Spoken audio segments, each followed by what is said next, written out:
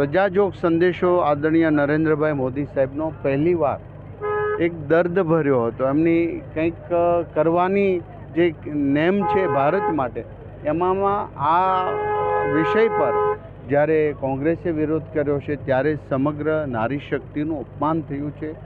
હું આશા રાખું છું કે હજી પ્રચંડ બહુમતી સાથે સંસદની અંદર નારી સન્માનનો આ કાયદો બને.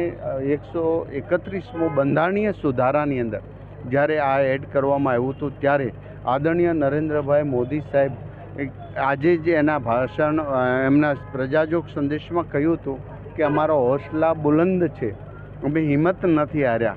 અને આ ચોક્કસ પ્રકારે કાયદાના સ્વરૂપે ગુજરાતમાં તો ઓલરેડી આ બધી જ પાલિકાની અંદર 50% મહિલાનો આરક્ષણ છે.